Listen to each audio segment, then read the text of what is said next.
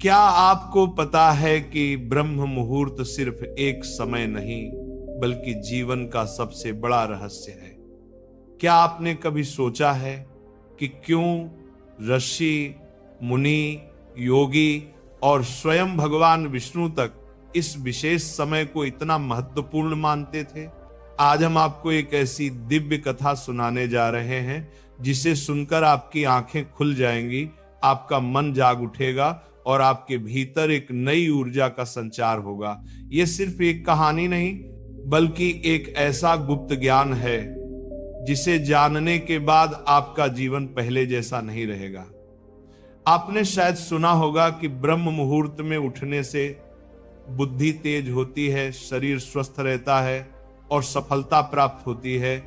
लेकिन क्या आपने कभी यह जाना कि इस समय में ध्यान करने से आपको अपने पूर्व जन्मों की झलक मिल सकती है? क्या आपने ये कल्पना की है कि अगर आप इस रहस्य को समझ लें तो आप अपने भविष्य को देख सकते हैं, अपने भाग्य को बदल सकते हैं? आज हम आपको एक ऐसी रहस्यमयी कथा सुनाएंगे जिसमें एक राजा ने 7 रात्रियां ब्रह्म मुहूर्त में जागकर ऐसे अनुभव किए जो साधारण मनुष्य के लिए असंभव हैं। ये कहानी साधारण नहीं है, ये वो रहस्य है जिसे स्वयं भगवान विष्णु ने नारद को बताया था। इसमें कालचक्र का भेद है, पूर्व जन्मों की गाथा है, मृत्यु का रहस्य है और वह परम सत्य है जिसे केवल कुछ गिने चुने ज्ञानी ही जान पाए हैं। अगर आप इस पूरी कथा को ध्यान से सुनेंगे तो शायद आपको भी वह ज्ञान प्राप्त हो जाए जो जीवन और मृत्यु से परे है।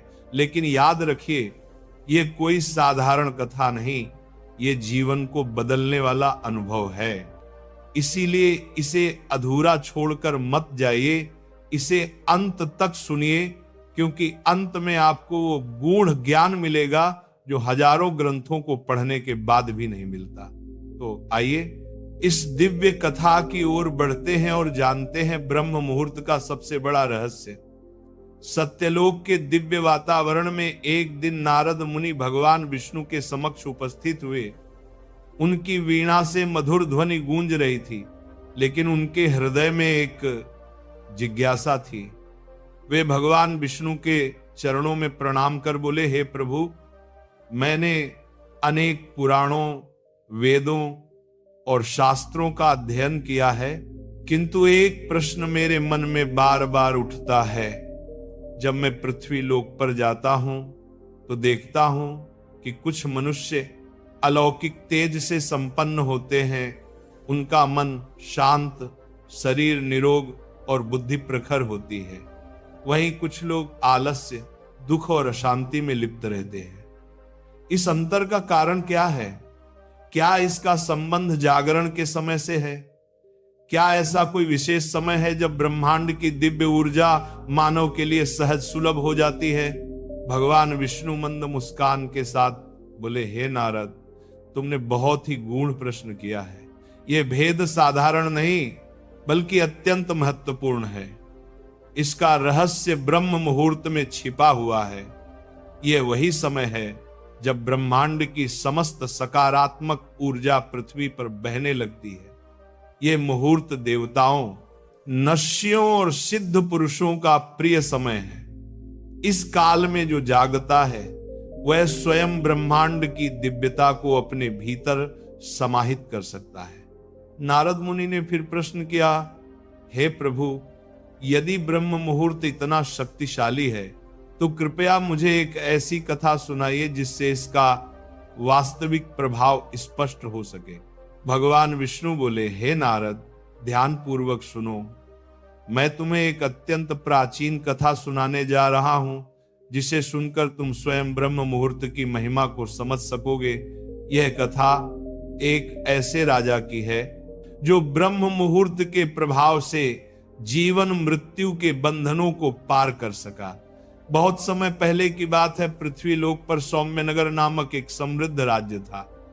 इस राज्य का राजा चंद्रकेतु था, जो पराक्रमी, न्यायप्रिय और विद्वान था।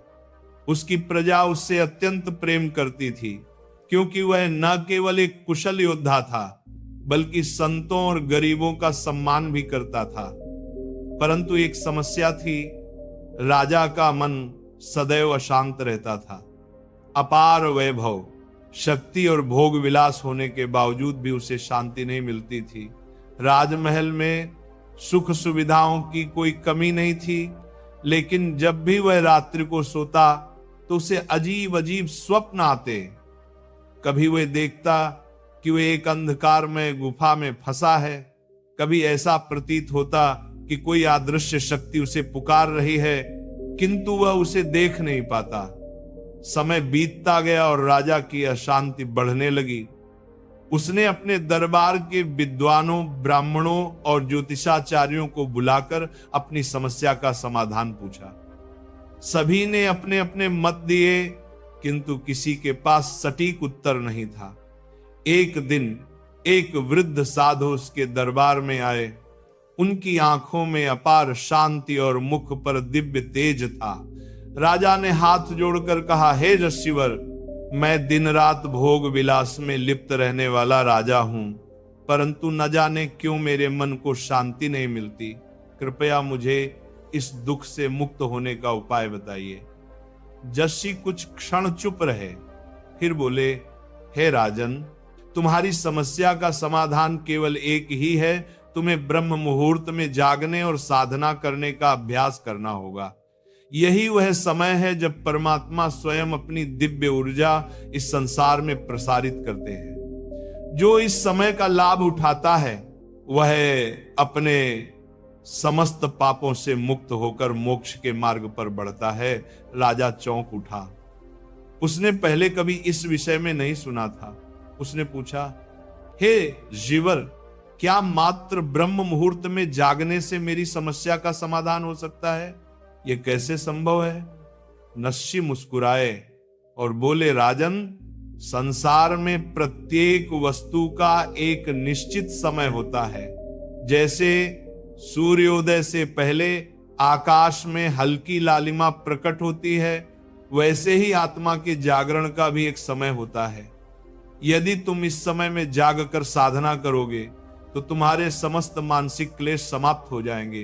किंतु ध्यान रहे, केवल जागना ही पर्याप्त नहीं, तुम्हें इस समय में ध्यान, मंत्र जाप और आत्मचिंतन करना होगा। राजा ने निश्चय किया कि वह अगली ही सुबह ब्रह्म मुहूर्त में उठेगा और ऋषि के बताए मार्ग का अनुसरण करेगा। अगली भोर जब पूरा महल गहरी नींद में था, राजा चंद्रकेतु अपनी शैया से उठा। उसने देखा कि आकाश में हल्की चांदनी फैली थी और ठंडी हवा बह रही थी। उसने गंगा जल से स्नान किया और ध्यान करने बैठ गया। पहले कुछ मिनटों तक उसका मन इधर उधर भटकता रहा। कभी उसे राज्य की चिंताएं सताने लगी तो कभी नींद का प्रभाव हावी हो गया, परंतु वह हार मानने वालों में से नहीं था। उसने ऋषि द्वारा बताए गए एक विशेष मंत्र का जाप किया, ओम नमो भगवते वासुदेवाय नमः।